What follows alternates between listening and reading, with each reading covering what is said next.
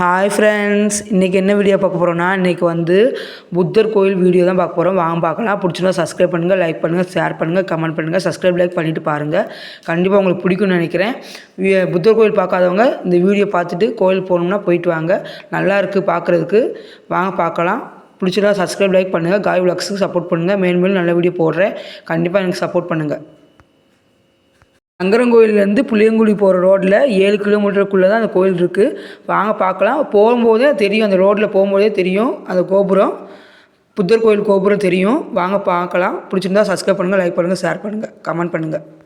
இப்போ நம்ம கோயில் முன்னாடி தான் நிற்கும்போது அவங்கள்ட்ட பக்கத்தில் கேட்கும்போது கோயிலுக்குள்ளே போகலாமா, கதை பூட்டியிருக்கு, கோயிலுக்குள்ளே போகலாமா கேட்டதுக்கு போகலாம், ஆனால் கோயில் மூடி இருக்குது, சும்மா பார்த்துட்டு வரலாம்னு சொன்னாங்க.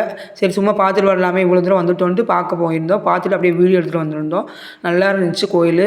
ஆனால் திறந்துருந்தால் இன்னும் நல்லா சாமி கும்பிட்டுட்டு வந்திருக்கலாம். ஆனால் திறக்கலை. பரவாயில்ல. வாங்க கோயிலுக்குள்ளே போகலாம். கோயிலுக்குள்ளே போய் நாங்கள் வீடியோ எடுத்துகிட்டு வந்தோம், ஃபோட்டோ எடுத்துகிட்டு வந்தோம். நல்லா இருந்துச்சு பார்க்குறதுக்கு. ஆனால் இது வந்து இப்போ தான் கட்டி கொஞ்ச நாள் தான் ஆகுது. உங்களுக்கு கூட்டம் இல்லை, ஒன்றும் இல்லை. ஆனால் காலைல 4:30 to 6 மணிக்கு தான் திறப்பாங்க. சாயந்தரம் 4 to 6 மணிக்கு தான் திறப்பாங்க சொன்னாங்க. அங்கே நாங்கள் தெரியாமல் வந்ததுனால சும்மா ஃபோட்டோவும் வீடியோ மட்டும் எடுத்துகிட்டு வந்தோம். உங்களுக்கு பிடிச்சிருந்தா சப்ஸ்கிரைப் பண்ணுங்கள், லைக் பண்ணுங்கள், கமெண்ட் பண்ணுங்கள், ஷேர் பண்ணுங்கள். சப்ஸ்கிரைப் லைக் பண்ணிவிட்டு பாருங்கள். இந்த கோயில் தெரியாதவங்க, சங்கரன் கோயில் இருந்து இருக்கிறவங்க கூட தெரியாதவங்க இருக்காங்க. பக்கத்தில் இருக்கிற கிராமம் கூட தெரியாமல் இருக்காங்க. தெரியாதவங்க இந்த கோயிலில் போய் பார்த்துட்டு நல்லா விசிட் பண்ணிவிட்டு வாங்க. அப்புறம் வீடியோ எடுக்கிறதுக்கு, ஃபோட்டோ எடுக்கிறதுக்குலாம் நல்லா இடம் சூப்பராக இருக்குது பார்க்குறதுக்கு. நீங்களும் பிடிச்சிருந்தா போய் வீடியோவும் ஃபோட்டோவும் எடுத்துகிட்டு நல்லா என்ஜாய் பண்ணுங்கள். கண்டிப்பாக உங்களுக்கு பிடிக்கும் நினைக்கிறேன் இந்த வீடியோ.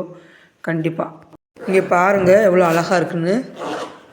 பார்க்குறதுக்கே அவ்வளோ சூப்பராக இருக்குது. நம்ம ஊரில் இப்படி கட்டியிருக்காங்களான்ட்டு பாருங்கள். நல்லா அழகாக இருக்குது புத்தர் கோயில்.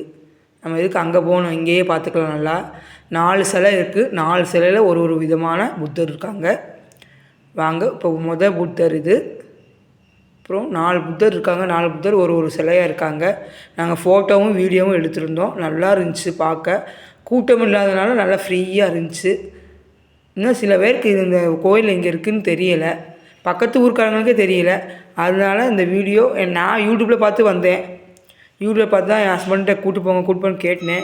கூப்பிட்டு போகிறேன்னு சொல்லிட்டு கூப்பிட்டு போகல. கடைசியாக ஒரு வழியாக சங்கரன் கோயிலுக்கு சாமி கும்பிட வந்தோம். அதனால் அங்கே பக்கத்தில் போய் பார்த்துட்டு வரலான்னு கூப்பிட்டு வந்தாங்க. எனக்கே சர்ப்ரைஸாக இருந்துச்சு.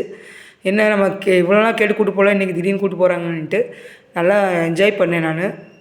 ஆனால் வெயிலில் போயிட்டோமா, வெயிலில் நடக்க முடியல, ஃபோட்டோ ஷூட்டும் சரியாக எடுக்க முடியல. கொஞ்சம் ஏதோ என்னால் முடிஞ்சது எடுத்திருக்கோம்.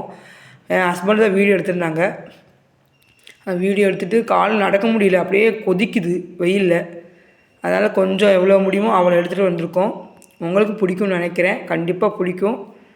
என்ஜாய் பண்ணுங்கள். நீங்களும் இந்த கோயிலுக்கு போய் விசிட் பண்ணுங்கள். நல்லாயிருக்கும். நல்லா அமைதியான இடம். நம்ம அமைதியான சாமி கும்பிட்டுட்டு நம்ம கஷ்டத்தெல்லாம் அப்படியே சொல்லி அழுதுட்டு நம்ம நிம்மதியாக போயிட்டு நிம்மதியாக வரலாம். போயிட்டு வந்தால் நம்ம கொஞ்சம் மன நிம்மதி, சந்தோஷமாக இருக்கும்.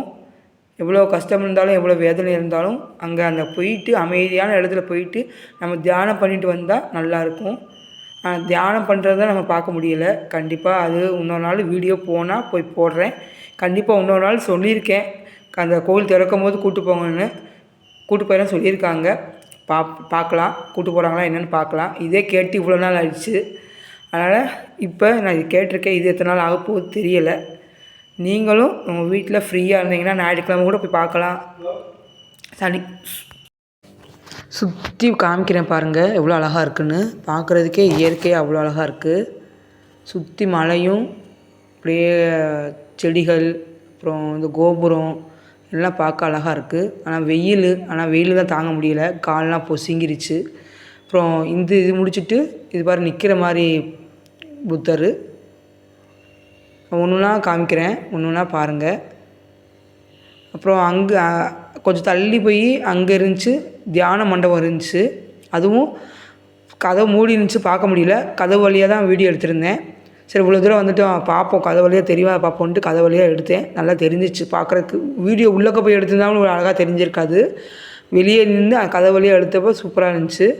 அது மாதிரி அங்கே ஃபோட்டோலாம் வச்சுருந்தாங்க. அந்த ஃபோட்டோலாம் எடுத்திருந்தேன் பாருங்கள். அந்த ஃபோட்டோ எதை பற்றி என்னன்னு அப்படின்னு ஃபோட்டோ வச்சுருக்காங்க. அதையும் வீடியோ எடுத்திருக்கேன் பாருங்கள். எனக்கு வந்து இவ்வளோ தான் பேச தெரியும். நான் இவ்வளோ தெளிவாலாம் ஒருத்தவங்க மாதிரி பேச தெரியாது. எனக்கு தெரிஞ்ச அளவு நான் பேசியிருக்கேன். உங்களுக்கு பிடிச்சிருந்தா மெசேஜ் கமெண்ட். சுற்றி காடாக இருக்குது, காட்டுக்குள்ளே கோயில் இருக்குது. பார்க்குறதுக்கு அமைதியான இடம், கூட்டம் இல்லாத இடம், நல்லா அழகாகவும் இருக்குது. தியானம் பண்ணால் நல்லா அமைதியாக நம்ம மனசில் இருக்கிற எல்லா கஷ்டமும் எல்லா இதுவும் அதே அந்த தியானத்துலேயே அமைதியாக போயிடும். நல்லாயிருக்கும். நாங்கள் தியானம்லாம் பண்ண இந்த வெயிலில் உட்காந்து தான் தியானம் பண்ண முடியாது. அதனால் இன்னொரு நாளைக்கு திறப்பாங்கள்ல, அந்த கோயில் தியான மண்டபம் திறப்பாங்கள்ல, அங்கே வந்து நான் வீடியோ பார்த்து போடுறேன். வீடியோ எடுக்க முடிஞ்சால் அந்த வீடியோ எடுத்து போடுறேன். எடுக்கக்கூடாதுன்னு சொல்லிட்டாங்கன்னா ஒன்றும் செய்ய முடியாது. இது கூட்டம் இல்லாதனால இப்போ முதல்ல வந்திருக்கனால ஒன்றும் சொல்லலை. அதுக்கப்புறம் என்ன சொல்கிறாங்கன்னு தெரியல.